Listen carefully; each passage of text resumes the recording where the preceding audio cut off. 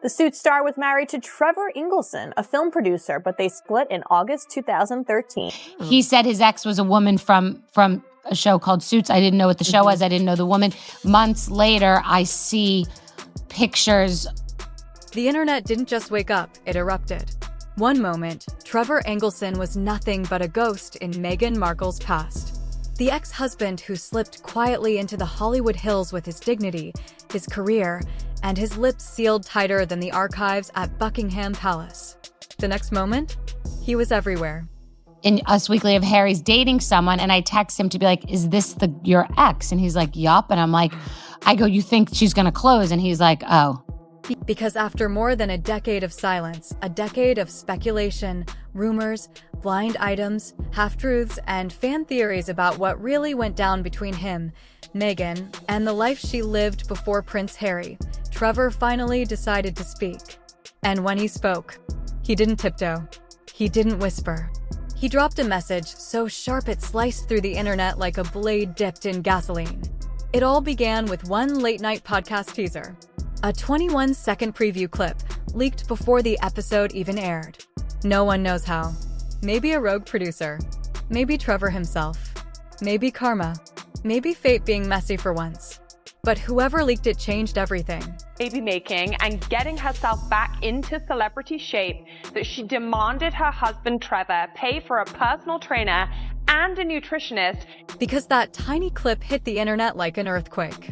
Trevor sat in a dimly lit studio, leaning forward, giving a tight, controlled smile, the kind that never quite reaches the eyes. Then he said the line nobody thought he would ever say publicly. I saw the pattern before anyone did. She doesn't just leave, she closes. That's her superpower. He didn't say Meghan's name. He didn't need to. The internet filled in the blanks instantly. Question is Trevor Engelson, who Meghan was married to from 2011. But the clip didn't stop there. Trevor leaned back, exhaled, and delivered the line that blew the story out of the gossip lane and into global news territory. Let's just say, if she targeted Harry, it wasn't love at first sight. It was a deal. The host literally flinched. Not a dramatic TV flinch, an involuntary, lightning strikes nearby type of flinch. Then the clip cut off. No context. No full quote. No explanation. Just a spark. A fragment. A match thrown straight into a forest made of dry rumors. Within minutes, that 21-second clip spread across Twitter, TikTok, Reddit, WhatsApp, Telegram, royal gossip forums, Hollywood blind item pages, every corner of the internet that had been waiting for Trevor to break his silence. And he didn't just speak. He hinted. He suggested. He cracked open a door everyone assumed he had permanently sealed shut. Meghan's? Yes, I met him personally. We met in the lobby of the Soho House in Chicago. The internet didn't just react. It frenzied. Comments flooded every platform. What pattern? What deal? Close what? Trevor, get back to the mic. Hollywood insiders started tweeting cryptic emojis. Royal commentators scrambled to interpret every syllable. Meanwhile, Meghan's critics and defenders dragged each other across the timeline like ancient warriors in a meme-fueled battlefield. And while the world fought, Trevor did something no one saw coming. He posted on Instagram. This man had spent 10 years uploading nothing but ocean sunsets, tequila bottles, and quiet vacation energy. But now, a black and white photo of a chessboard. One piece standing, one toppled. Caption: check. The internet detonated. People lost their minds so loud you could practically hear the collective scream vibrating through Wi-Fi routers worldwide. Was Trevor implying Meghan played Harry? Was he hinting she treated relationships like strategic moves? Was he suggesting he had been the practice round? But the real question, the one choking every comment section, was, what was coming next? Another fascinating layer of Meghan Markle's life before royalty, her first marriage to Trevor. For the first time, people realized Trevor might not have been silent because he had nothing to say. Maybe he'd been silent because he was waiting, watching, learning the game. And now, he was finally making his move. Then things got even crazier. Minutes after Trevor's cryptic chess post, the podcast host went live on TikTok, eyes wide, voice shaking, telling viewers, "You guys, that 21-second clip? That wasn't the wild part. That wasn't even the beginning. If the rest airs unedited, Hollywood is going to explode. That single sentence turned hype into full-blown hysteria. Theories started flying. Did Meghan reach out to Trevor privately? Did Harry? Was Trevor snapping after being pushed too far? Or was he just finally done protecting everyone's image but his own? Then it got messier. A Hollywood PR insider, anonymous but verified, claimed Meghan's team had already tried to block the episode from airing. Allegedly. It didn't matter if it was true. The rumor moved faster than the truth ever could. Life and been burnt by it, but that's even more telling, the fact that she met Trevor firsthand. Well, I think it's Trevor, isn't it? It's Trevor who obviously had to deal with that, had to deal with... The public never forgot the whispers surrounding Trevor. The sudden divorce, the alleged shock, the silent heartbreak. For years, people assumed he stayed quiet out of fear. Fear of backlash. Fear of royal power. Fear of Meghan's reach. But now, people started thinking the opposite. Maybe Trevor wasn't scared. Maybe he was patient. Maybe he waited until the Meghan and Harry machine was exhausted, cracking, fracturing. And then he spoke. And the wildest part? He didn't need a memoir. He didn't need a Netflix deal. He didn't need Oprah. He needed 21 seconds. That tiny clip overshadowed every major headline of the day. Even news anchors were asking, what does Trevor Engelson really know? Is Meghan's past finally catching up with her? Did he just insinuate she targeted Prince Harry? As commentators scrambled to dissect every word, a new question started circulating. Was Trevor finished talking? Or was this just move one on the chessboard? Because the host's warning, that wasn't the wild part, lodged itself into the world's collective brain like a countdown waiting to detonate. And as people braced for the full interview to drop, one thing became undeniable. Trevor didn't just break his silence. He cracked open the vault. Currently talking about Australia is where the breakdown begins. Everyone sensed the avalanche before it hit. But when the full interview finally dropped, nobody, Hollywood, royal watchers, or even the host who'd previewed that 21-second nuclear teaser was prepared for what came next. The episode opened with Trevor sitting in a dim studio, calm in a way that made viewers uneasy. It was the calm of someone who'd stayed quiet for a decade and finally decided the moment had come to set the record straight. He didn't open with Meghan. He didn't open with Harry. He opened with himself.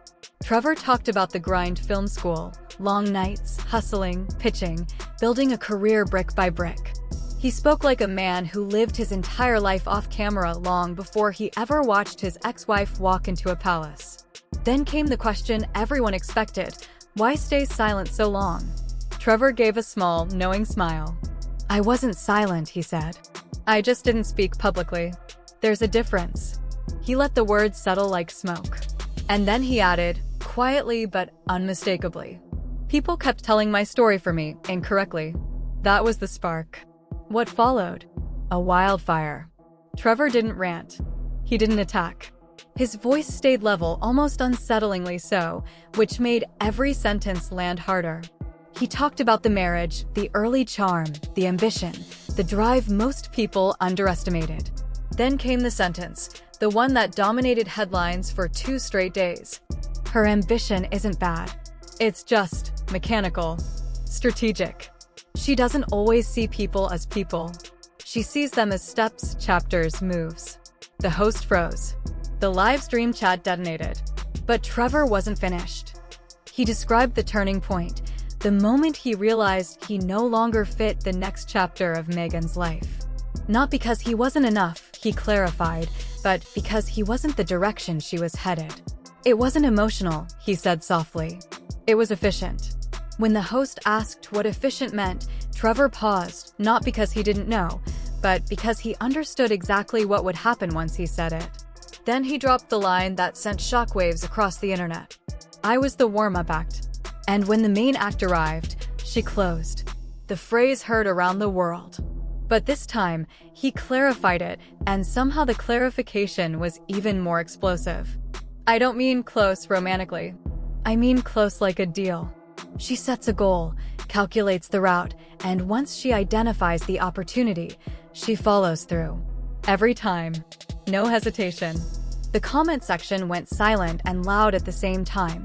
Everyone knew what he was circling. Before the host could ask, Trevor leaned in. "I'm not speaking from bitterness. I'm speaking because for 10 years I watched the world act shocked by patterns I saw long before anyone else." Then he told the story, not the tabloid's version, but a quiet personal moment from years before anyone had even heard the words Harry and Meghan together. A friend had once joked, what if she aimed for royalty someday? Trevor had laughed, but he admitted, "I laughed because I knew something he didn't. Once she sets a destination, she gets there." The host whispered, "So you think she targeted Harry?" Trevor didn't nod. He didn't shake his head. He simply said, "I think she saw an opening. And she doesn't miss openings." The internet didn't interpret that slowly. It sprinted with it. Meanwhile, Meghan's PR machine went into digital overdrive. Articles, counters, pushbacks, think pieces, everything the playbook could produce appeared within minutes. But once the public senses damage control, it's already too late. Trevor wasn't angry. He wasn't vengeful. He wasn't selling a book or a documentary. He had nothing to gain. And that made him more believable. Then came the moment that turned whispers into storm clouds. Trevor revealed, carefully, that someone from Meghan's old world did try to warn Harry early on. Not out of malice, but concern. He didn't name the person, just confirmed the attempt. Harry was in love, Trevor said. And when someone's that deep, you can't get through. Especially if the person they're with is very good at shaping the narrative. Social media went feral. Analysts, breakdowns, panels, experts, everyone jumped in. But the hardest part for Meghan's team? Trevor didn't give them a villain to fight. He wasn't cruel. He wasn't emotional. He was simply done. And then came the line that shattered the internet. "I don't think she ever loved me less. I think she just loved the next chapter more." It was soft. It was honest. And it hit harder than any accusation could. The moment Trevor walked out of that studio, crisis mode alarms reportedly rang across multiple PR offices. Counter-narratives, influencer posts, positive quotes, waves of strategic content, the full storm. But it didn't matter. Trevor Engelson, the man who had stayed silent for a decade, had finally spoken. Not with scandal, not with revenge, but with clarity. He closed the interview with one final warning. Patterns repeat. They always do. If this one repeats too, I hope Harry's ready.